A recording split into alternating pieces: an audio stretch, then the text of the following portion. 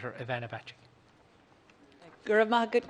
And it's good to be facing back into the resumption of legislative business in as near to normal a setting as we can, and I'm delighted to speak as the leader of the Labour Group and to welcome our four other members, all new senators: Annie Hoey, Rebecca Moynihan, Marie Sherlock and Mark Wall. We're a group that is 80% women, 4 out of 5, so I'm delighted about that. And this is a Seanad, of course, that is 40% women, and I think that's something that's worth stating and being proud of, because the Dáil remains stubbornly unrepresentative of women at only 22% of TDs who are women.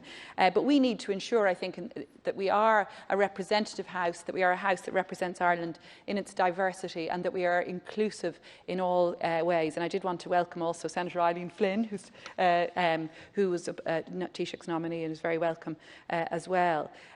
Could I also, Ciarán, just pay tribute to all the many frontline workers who've done so much over recent months to fight COVID. I think all of us are thinking in these times of the over 1,700 people who've died, of the 25,000 plus who have suffered infection with COVID, and all the terrible suffering that has been undergone. And to say, of course, that it's not, that we know that this isn't over yet, that I do, like other group leaders, welcome the launch today of the COVID app, and I do wish the incoming government well in what is a hugely challenging time. But certainly we in the Labour Group will be offering constructive opposition. We see there's much in the programme for government that we welcome, and I've already mentioned issues around diversity and inclusion. I'm glad to be the Labour spokesperson on children and on equality and inclusion, and to be dealing therefore with the Department of Minister Roderick O'Gorman.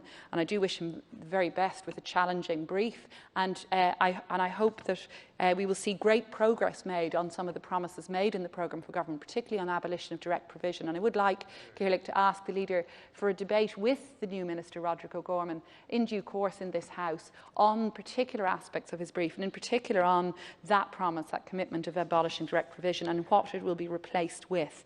I'd also like a debate on the gender pay gap, and that's something that in the last Seanad we brought forward legislation on in the Labour Group through this House. It passed this House without opposition from government, but unfortunately we never saw it progressing beyond second stage in the Dáil. And yet last week we saw a very critical report from the Council of Europe on Ireland's record on tackling the stubborn gender pay gap that persists of about 14% between the earnings of women and of men. This is something the Seanad can lead on, and I would again ask the leader that we might have a debate on that and how to make progress in tackling the gender pay gap and ensuring that we do achieve a more equal Ireland for all. And I just want to finish by wishing Minister O'Gorman well. Personally, I know he's undergone quite a lot of horrible targeted abuse over recent weeks on social media, days even on social media, and I think he's going to be a really strong and a really superb minister. And I'm not biased just because he's a former student of mine and a graduate of Trinity College Dublin Law School. Thank you, Senator Bacik, and I note your use of the phrase